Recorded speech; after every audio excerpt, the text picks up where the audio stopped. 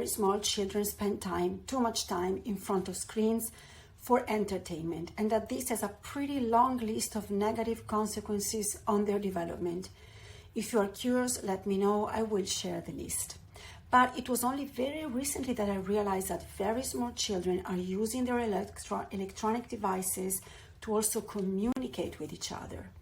I try to imagine the conversations among a bunch of kids aged 7 or 8, but sometimes even 5 or 6 years old, chatting their way into the days or even into their nights in their beds or in their bedrooms.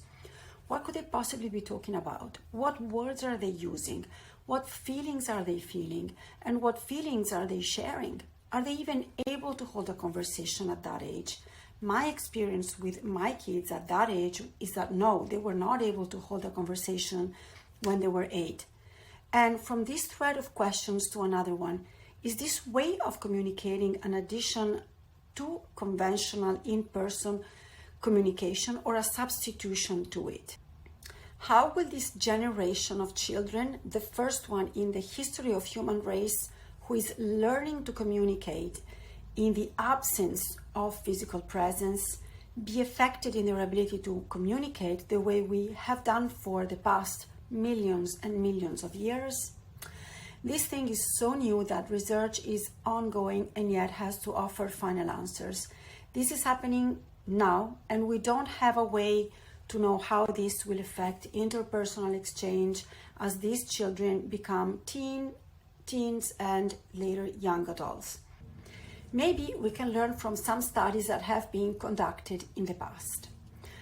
The University of Michigan studied empathy among American college students from 1979 to 2009, and in the most recent of those years, they found that there was 40% less ability to feel empathy than in the early years of the research.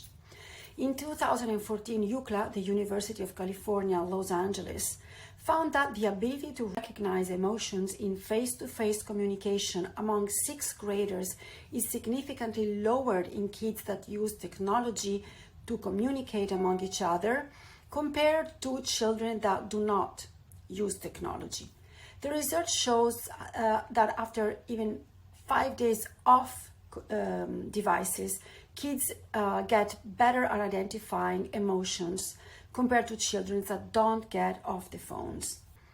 And keep in mind that these researches have been conducted before 2015, which witnessed the first group of college students who grew up with smartphones and 24/7 access to social media, a generation like no other before in how it has become accustomed to communicate from behind a screen.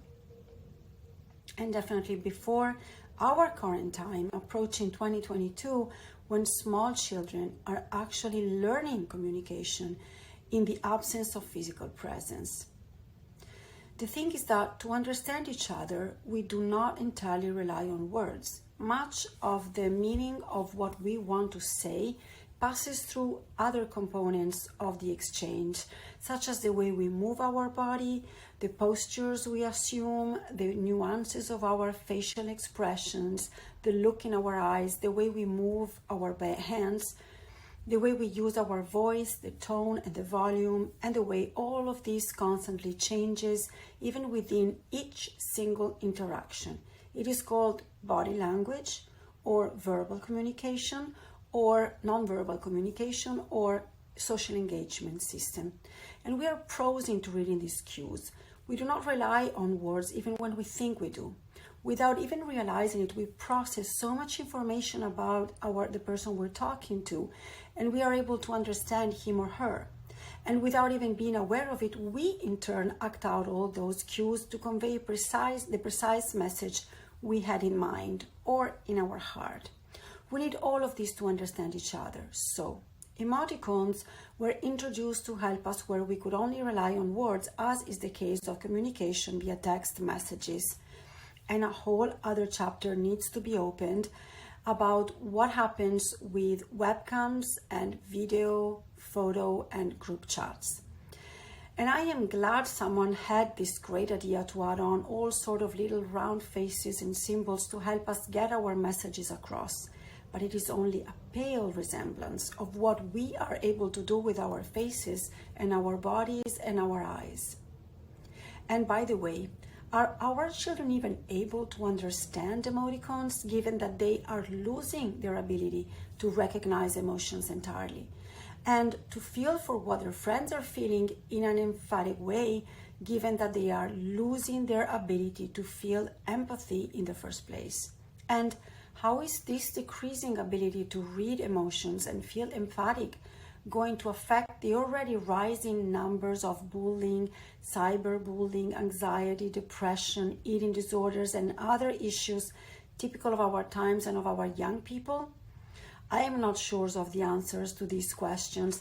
I have a few feelings though, and definitely some beliefs that are starting to become pretty grounded in the way I am going to deal with my children. It all comes down to two very simple decisions and beliefs. The first one is that they will use technology, which I am thankful for, as it offers many benefits and advantages, and because it would be very unrealistic to expect them not to.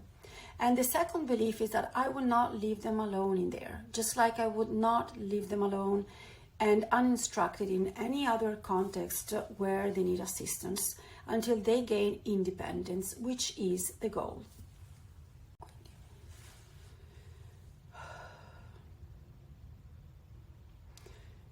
There's a lot of things we can do to help our children be safe in the when using their technology and their devices, and that's one of my purposes, to offer ideas on how to help them use these wonderful tools in the best way. So stay tuned. Ciao.